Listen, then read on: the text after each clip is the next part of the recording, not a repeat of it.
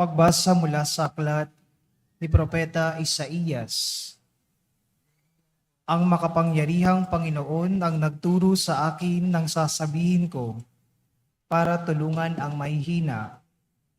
Tuwing umagay kanyang binubuksan ang aking pandinig. Nananabik akong malaman kung ano ang ituturo niya sa akin. Binigyan niya ako ng pangunawa. Hindi ako naghimagsik ni tumalikod sa kanya.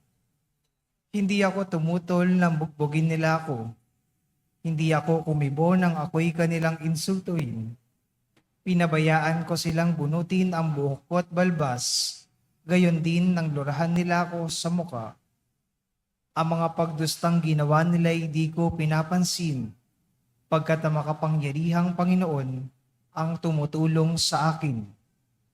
Handa akong magtiis ng sampaling parang bato, pagkat aking batid na ang sarili ko'y di mapapahiya. Ang salita ng Diyos. Salamat sa Diyos. Salmong tugunan ng ating pong aawitin.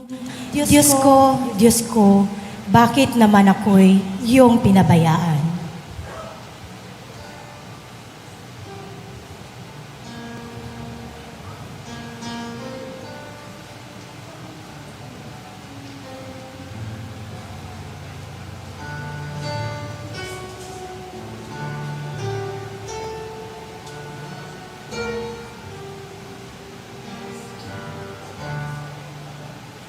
Diyos ko,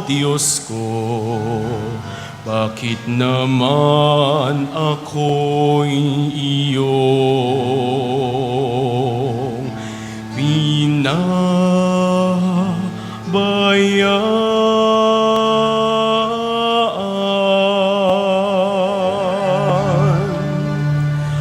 Diyos ko, bakit naman ako'y iyong hinabayaan?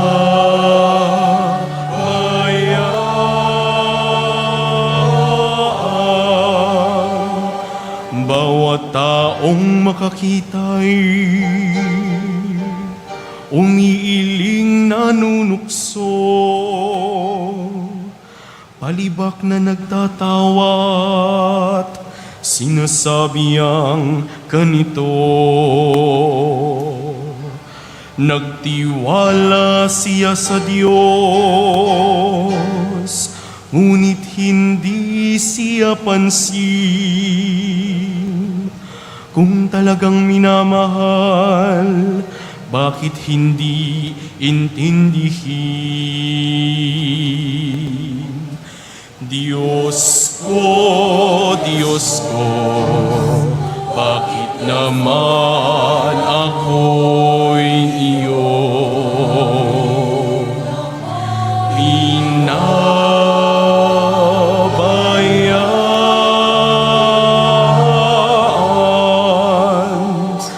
May pangkat ng mga buhong na sa aki pumaligid, para akong nasa gitna niyong asong mababangis. Mga kamay ko at paay butas sa pakong matulis. Ang buto ng katawan ko ay mabibilang sa masid. Diyos ko, bakit naman ako'y iyong pinabayaan?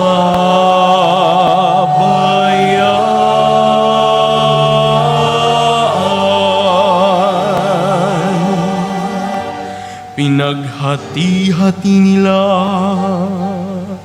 ang damit ko sa katawan. Ang hinubad na tunika'y dinaan sa sapalaran.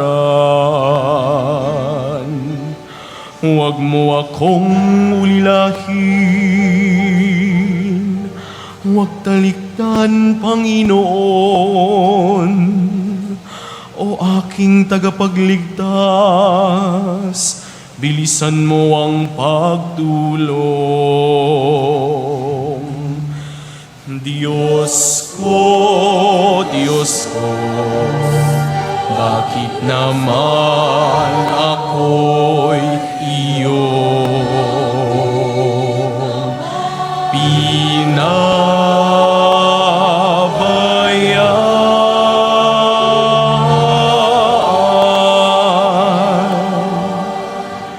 Ang lahat ng ginawa mo'y ihahayag ko sa lahat.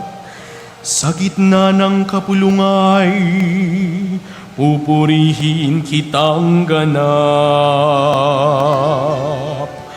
Purihin ang Panginoon ang lahat ng kanyang lingkod. Siya'y inyong dakilain, kayong angkahan ni Jacob. Ikaw bayan ng Israel, ay sumamba at maglingkod. Diyos ko, bakit naman ako'y iyong pinabayaan?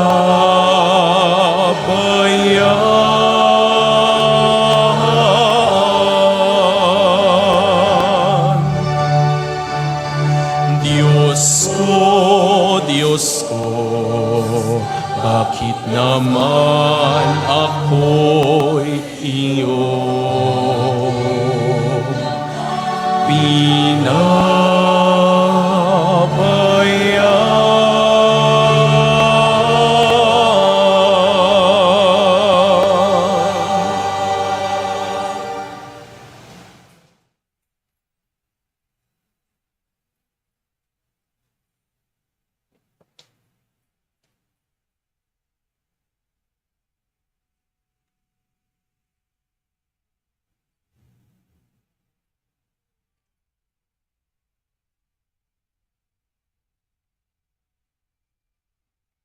Pagbasa mula sa sulat ni Apostol San Pablo sa mga taga-Filipos.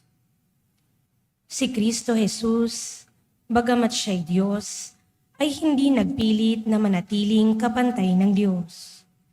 Bagkus hinubad niya ang lahat ng katangian ng pagka-Diyos. Nagkatawang tao at namuhay na isang alipin.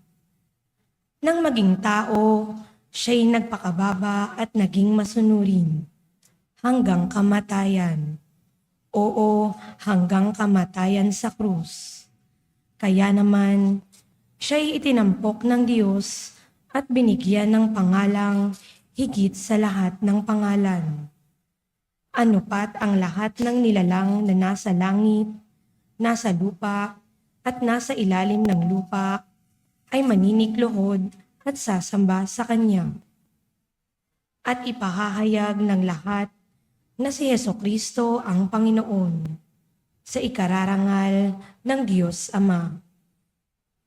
Ang salita ng Diyos. Salamat sa Diyos. Magsitayo ang lahat bilang pagbibigay galang sa mabuting balita.